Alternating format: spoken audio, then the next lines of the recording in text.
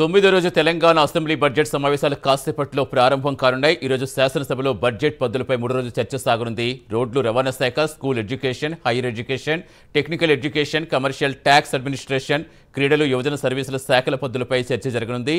Excise administration, tourism, art and cultural శాఖల పద్దులు, అటవీ, శాస్త్ర, సాంకేతిక, పర్యావరణ, దేవాదాయ శాఖ పద్దులపైన చర్చ సాగనుంది. అలాగే బడ్జెట్ వ్యయం, సప్లిమెంటరీ ఎస్టిమేట్స్ పై ఆర్థిక శాఖ మంత్రి బట్టి విక్రమార్క వివరణ ఇవ్వనున్నారు.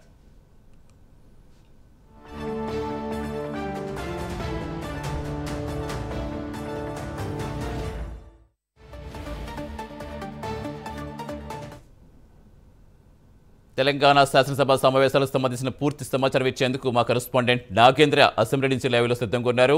నాగేంద్ర, ఎలా జరిగే అవకాశం ఉంది? ఇప్పుడు ప్రతిరోజు చాలా హాట్గా సాగుతున్న సమావేశానికి మూడో రోజు పొద్దులపై చర్చ ఏ విధంగా సాగే సిచ్యువేషన్ కనిపిస్తోంది? Thank you Satish.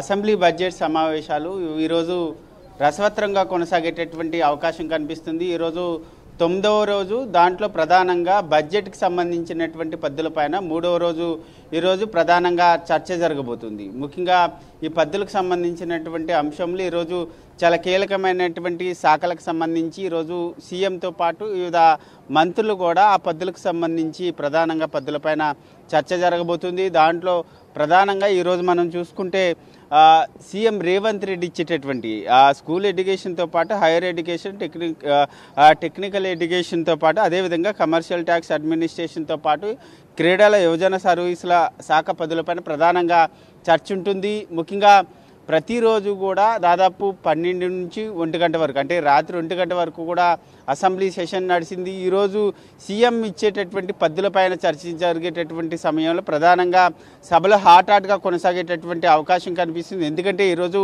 ఎడ్యుకేషన్కి సంబంధించినటువంటి దానిపైన ప్రధానంగా చర్చ జరుగుతున్నటువంటి నేపథ్యంలో, ఎందుకంటే బీఆర్ఎస్ పెద్ద ఎత్తున ఈ ఎడ్యుకేషన్కి సంబంధించినటువంటి అంశం పైన ప్రభుత్వాన్ని టార్గెట్ చేసేటటువంటి అవకాశం కనిపిస్తుంది. ఎందుకంటే కాంగ్రెస్ అధికారంలోకి వచ్చిన తర్వాత గురుకులాల్లో దాదాపు 40 మంది విద్యార్థులకు పైగా కూడా చనిపోయారనేటటువంటి అంశాన్ని ప్రధానంగా బీఆర్ఎస్ ఆరోపిస్తున్నటువంటి నేపథ్యంలో, ఎందుకంటే కాంగ్రెస్ అధికారంలోకి వచ్చిన తర్వాత గురుకులాలు పూర్తిగా గాడి తప్పాయి, ముఖ్యంగా నాణ్యత లోపించింది. ముఖ్యంగా ఇక్కడ ఫుడ్కు సంబంధించినటువంటి అంశంలో ప్రధానంగా విద్యార్థులు 40 మందికి కూడా అస్వస్థకు గురై చనిపోయినటువంటి అంశాన్ని పెద్ద ఎత్తున బీఆర్ఎస్ పార్టీ రాష్ట్ర వ్యాప్తంగా కూడా ఆ సమయంలో రాష్ట్ర వ్యాప్తంగా కూడా పెద్ద ఎత్తున నిరసన వ్యక్తం చేసినటువంటి నేపథ్యంలో ప్రభుత్వాన్ని ఈ అంశాన్ని సీఎం ఈ పద్దులపైన చర్చ జరిగేటటువంటి సమయంలో బీఆర్ఎస్ నేతలు ప్రధానంగా టార్గెట్ చేసేటటువంటి అవకాశం కనిపిస్తుంది. దీనికి సంబంధించి ప్రభుత్వం ఏ విధంగా ఎవరిని ఇస్తుంది అన్నది మాత్రం చూడాల్సినటువంటి